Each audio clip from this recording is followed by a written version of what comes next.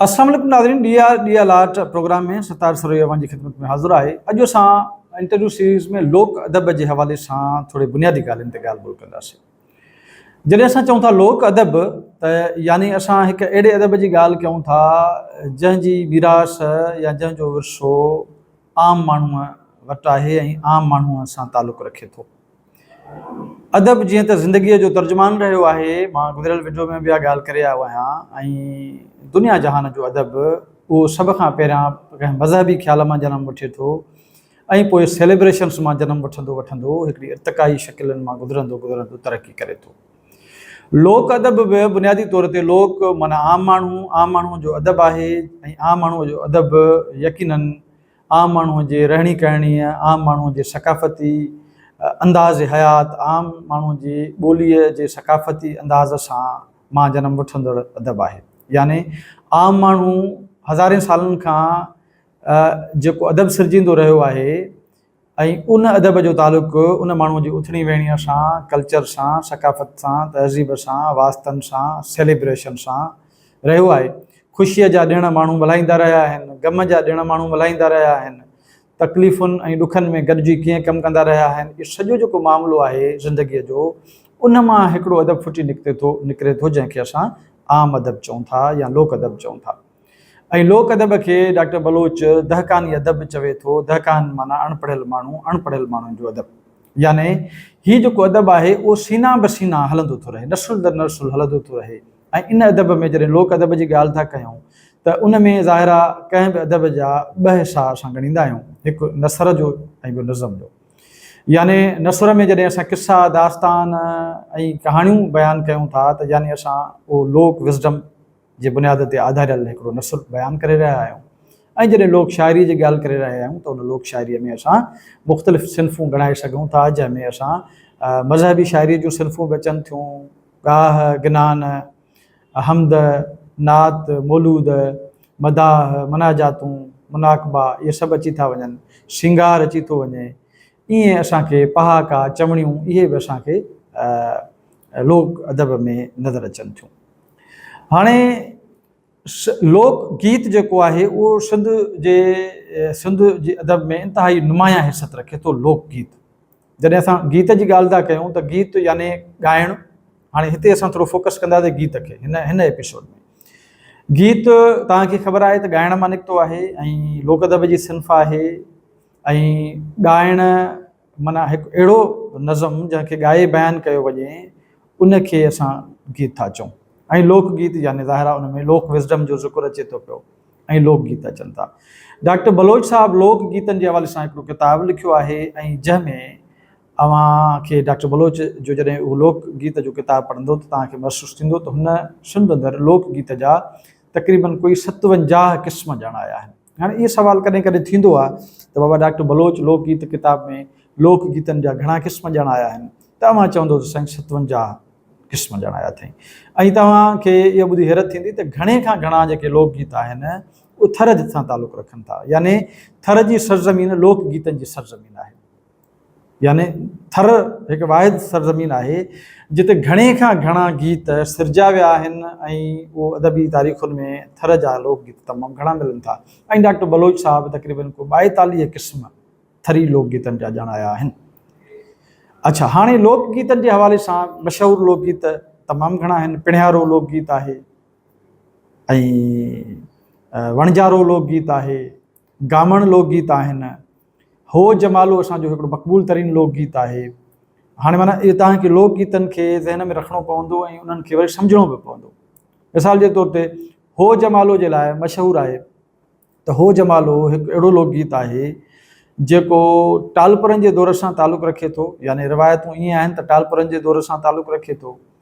ऐं कुझु रिवायतुनि में ईअं चयो वञे थो त हिकिड़ो जमालो नालो शख़्स आहे जेको पंहिंजनि मिटनि माइटनि खां काविड़जी कंहिं लाड़ तरफ़ निकिरी वियो हो, ऐं पोइ वरी उन जमालो जो जॾहिं जमाले जी वापसी थिए थी त पोइ उन जमाले जी वापसीअ जी ख़ुशीअ में जेके उन जा मिट माइट, दोस्त अहबाब उहो गीत ॻाइनि था, उहो जमालो बणिजे थो। ऐं उन जमाले में माना उन जमाले जे अचण जी ख़ुशीअ जो इज़हार बि थिए थो। ऐं उन जे मुख़्तलिफ़ उज़वनि जा नाला खणी त तुंहिंजा पेर पंज सेर अला, ठीकु आहे, अहिड़े क़िस्म जा नाला खणी पोइ उन जमालो खे ट्रिब्यूट बि पेश कयो थो वञे, ख़ुशीअ जो इज़हार कयो थो वञे। यानी असांखे ईअं लॻे थो पियो त माना जमालो कंहिं हिकिड़े माण्हूअ जो नालो आहे ऐं उन जे वापसीअ जी ख़ुशीअ में कावड़िजी वियो ऐं वरी वापसि मोटी आयो, उन जी ख़ुशीअ में मिटनि माइटनि जमालो चयो। हमर जो हिकिड़ो लोकगीत आहे, उहो थर जो आहे, बनीअ जो लोकगीत आहे। बुनियादी तौर ते हमर अचो यानी हमरा अचो, माना असां सां गॾु अचो। हाणे बनीअ में जॾहिं गुॾ कजे थी या लावारो कजे थो त उन दौरान ॿराड़ीअ जा माण्हू जेके बनीअ में कमु था कनि उहे पंहिंजी दिलि विंदराइण जे लाइ ऐं पंहिंजो वक़्तु पास करण जे लाइ ऐं पंहिंजे कम में मज़ो पैदा करण जे लाइ हिकिड़ो लोकगीत चवनि था, उनखे असां हमर जो था चऊं पिया। उन में छा कंदो आहे त उन में छा चइबो आहे, जो उन में ही हमरा अचो इहो लोकगीत चवंदा आहिनि ऐं उन में माण्हुनि खे गॾु कंदा आहिनि, चवंदा आहिनि अचो त गॾिजी ॻायूं बि ऐं कमु बि कयूं, माना लावारो बि कंदा ऐं गानो बि ॻाईंदा। त मतिलबु हीउ हिकिड़ो ॾिसो असांजे हिकिड़ो पूरो कल्चर नज़र अचे थो हिननि लोकगीतनि में। अहिड़े तरीक़े सां हिकिड़ो काछे जो लोकगीत आहे गामण। हाणे गामण लोकगीत जो तालुक़ु काछे सां आहे ऐं चवनि था त काछे में हिकिड़ो गामण नाले शख़्स हूंदो हो जेको उठ या इहे काहे लाड़ जे तरफ़ निकिरे थो पियो, माना उठनि जो वॻु काहे उहो उठ चाढ़ण जे लाइ जीअं निकिरबो आहे निकिरे थो ऐं लाड़ तरफ़ हले थो वञे पियो। हाणे उनखे मोटण में वॾो टाइम थो लॻे, माना उहो गुम थी थो वञे कई ॾींहं, उनखां पोइ मोटे थो पियो। तेसीं ताईं उनजी जेका ज़ाल आहे उहा उनजी उकीर में उनजी सिक में उनखे ॾाढो यादि थी करे ऐं उनजो नालो खणी हिकिड़ो गीत चवे थी, जंहिंखे वरी गामण लोकगीत जो नालो ॾिनो वियो आहे। ऐं उहा इन में हिकिड़ो मजाज़, इश्क, दर्द, फ़िराक इन जो ज़िक्र थियलु आहे ऐं पंहिंजे मुड़ुस खे उहा यादि थी करे उन सां मोहबत जो इज़हार करे थी उहा औरत, इन जे करे इहो गामण लोकगीत आहे। अहिड़े तरीक़े सां पिणिहारी जेको लोकगीत आहे उहो पाणीअ वारी, इहो बि थर जो लोकगीत आहे। वरसारो हिकिड़ो लोकगीत आहे, उहो बि मींहं जी मुंद में ॻायो वेंदो आहे। सावण टेज ही हिकिड़ो लोकगीत आहे जंहिंखे वरी शेख अयाज़ पंहिंजे हिकिड़े अलॻि अंदाज़ सां सावण टेज खे ॻायो आहे। त हिन में चवनि था पिया त हीअ बि सावण जी मुंद में ॻायो वेंदो आहे ऐं सावण टेज जी बि इंतिहाई अहम हैसियत आहे सिंध जे लोकगीतनि जे हवाले सां। अहिड़े तरीक़े सां जेकॾहिं असां चऊं त हिचकी हिकिड़ो लोकगीत आहे ऐं हिचकीअ लाइ चवनि था हीउ थर जो मज़ाहिया लोकगीत आहे जेको जेको औरतूं आहिनि उहे शादीअ जी मुंद में कुंवारियुनि लाइ ॻाईंदियूं आहिनि ऐं हीउ मज़ाहिया गीत आहे। करहो लोकगीत जेको आहे तव्हां मशहूरु ॿुधो हूंदो त हुड़क हलो धीमा हलो, हुड़क हलो धीमा हलो, हीउ बि जतन जो लोकगीत आहे ऐं ही ओठिन ई जतन जो लोकगीत आहे। जॾहिं ही ओठी वॻ काहे वेंदा आहिनि त पोइ इहो लोकगीत चवंदा आहिनि हुड़क हलो धीमा हलो, हुड़क हलो धीमा हलो, ऐं इहो तव्हां ॿुधो बि हूंदो, मक़बूल लोकगीत आहे। अहिड़े तरीक़े सां जाॻा, असां वटि लोकगीतनि में जाॻा बि अचनि था। हीअ जेके जाॻा आहिनि इहे बेसिकली रमज़ान शरीफ़ में रोज़े लाइ उथारण जे लाइ जेके वाक़ा कया वेंदा आहिनि, सॾ कया वेंदा आहिनि, ॻाया वेंदा आहिनि, उन्हनि खे जाॻा चइबो आहे। हीअ बि सुवालु मुमकिन आहे त तव्हां खां केरु पुछे त बाबा जाॻा छा आहिनि, त जाॻा लोकगीत आहिनि ऐं इहे उमूमन राति जो सॼी राति जाॻी ॻाया वेंदा आहिनि ऐं ख़ासि करे हिननि जो कारज रमज़ान शरीफ़ में जुड़ंदो आहे। अवाइली वक़्त खां वठी रमज़ान शरीफ़ में माण्हू सॼी राति जाॻंदा हुआ त जीअं सुबुह जो रोज़ा रखी पोइ रोज़ा रखी सघजनि, मथां उहे गुसी न वञनि, उन लाइ सॼी राति जाॻंदा हुआ। ऐं कुझु अहिड़ा माण्हू हूंदा हुआ जेके लोक विज़डम रखंदड़ हूंदा हुआ, सो उहे जाॻा ॻाईंदा हुआ त जीअं माण्हू होशियारु रहनि। ऐं ख़ासि करे जॾहिं सहरीअ जो टाइम थींदो त उहे वॾे आवाज़ में जाॻा ॻाईंदा हुआ ऐं माण्हू खे चवंदा उथो रोज़ा रखो, उथो रोज़ा रखो।